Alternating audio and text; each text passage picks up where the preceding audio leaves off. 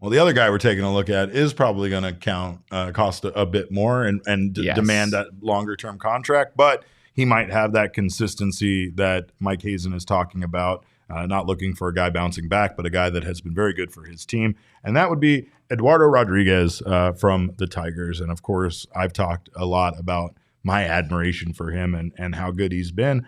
But let's take a look at the stats from this season because even on a fairly mediocre Tigers team, he was a very, very bright spot for them. Yeah, I'm getting a sense of deja vu here because I feel like we talked about Eduardo Rodriguez like 3-4 months ago. We're not going to stop talking as about him. As a trade deadline target. We're kind of circling back to a lot of the same guys.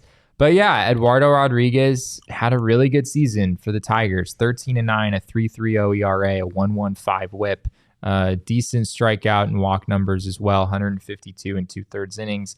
He's a guy that you feel like you can count on. He's not a number one. He's not a number two. But he would sort of fit the mold of what Mike was describing. Someone who would shift Brandon Pfaadt down to number 4 in the rotation, right, and fit in nicely as a mid rotation starter. Not necessarily be the ace that they're that some of these guys are potentially going to be on the new staffs that they join, but somebody that fits in right now with the guys they got, complements them well. And honestly, I think the most impressive thing here is that he just seems kind of different from what the Diamondbacks have as far as his traits. You know what I mean? Like there's something at times that, like Merrill Kelly and Zach Gallen, they bring a certain level of consistency, but none of these guys aren't Erod, Yeah. And Erod is interesting in that he had a 3.30 ERA. If you do the Savant page thing, you're not going to be like that impressed. Yeah.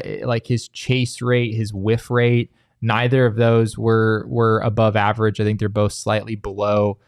I don't think he's a 3.30 ERA pitcher. His expected ERA was a little bit over 4. I think that's probably more in line of what you should expect from him moving forward. Sure. And the track record on these kind of deals isn't that great. Like I think of like Jordan Zimmerman is one random name that comes to mind. Yeah. The Detroit Tigers signed a number of years ago to a deal that I think is maybe similar to what it'll take to get Rodriguez, and that deal did not go well at all. These like mid-rotation kind of guys don't necessarily work out so well. So there's some reason to be cautious. I wouldn't sign Eduardo Rodriguez expecting a number 2 starter, but it is another name that makes some sense for the Diamondbacks for sure.